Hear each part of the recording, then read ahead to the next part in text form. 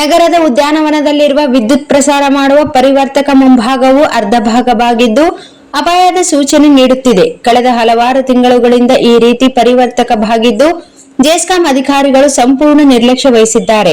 ಜೆಸ್ಕಾಂ ಅಧಿಕಾರಿಗಳ ಕರ್ತವ್ಯ ಲೋಪ ಇಲ್ಲಿ ಎದ್ದು ಕಾಣುತ್ತಿದೆ. ಜೆಸ್ಕಾಂ ವೈಫಲ್ಯ ಕಾರಣಕ್ಕೆ ಈ ರಸ್ತೆ ಬಳಸುವ ಜನ ಕೈಯಲ್ಲಿ ಜೀವ ಹಿಡಿದುಕೊಂಡು ಓಡಾಡಬೇಕಾಗಿದೆ. ನಗರದಲ್ಲಿ ಎಷ್ಟು ಪರಿವರ್ತಕಗಳಿವೆ, ಇದರೆಡೆ ಸಂಪರ್ಕಗಳು ಎಷ್ಟಿವೆ, ಎಷ್ಟು ಪ್ರಮಾಣದಲ್ಲಿ ವಿದ್ಯುತ್ ಇಲ್ಲಿ ಪ್ರವಹಿಸುತ್ತದೆ, ಇದರ ಅಡಿಪಾಯ ಗಟ್ಟಿಯಾಗಿದೆಯೇ ಎಂಬುದು ಜೆಸ್ಕಾಂ ಅಧಿಕಾರಿಗಳು ಗಮನಿಸಬೇಕಾದ ಮತ್ತು ತಕ್ಷಣ ಸರಿಪಡಿಸಬೇಕಾದ ಕೆಲಸ. ಅದನ್ನು ಜೆಸ್ಕಾಂ ಅಧಿಕಾರಿಗಳು ಸಂಪೂರ್ಣ ಮರೆತಿದ್ದಾರೆ.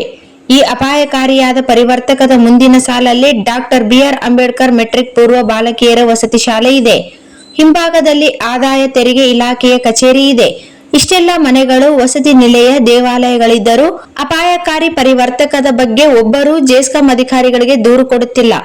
ಜೆಸ್ಕಾಂ ಮತ್ತು ಪೊಲೀಸ್ ಇಲಾಖೆಯವರು ಈ ಪರಿವರ್ತಕದ ಬಗ್ಗೆ ಗಂಭೀರವಾಗಿ ತಕ್ಷಣ ಈ ಸಮಸ್ಯೆಯನ್ನು ಸರಿಪಡಿಸಿ ಅಥವಾ ಬದಲಿಸಿ ಸಾರ್ವಜನಿಕರ ಜೀವನಕ್ಕೆ ಅಪಾಯಕಾರಿಯಾಗಿರುವುದನ್ನು ತಪ್ಪಿಸಬೇಕೆಂದು ಅಲ್ಲಿನ ಸಾರ್ವಜನಿಕರು ಮನವಿ ಮಾಡಿದ್ದಾರೆ.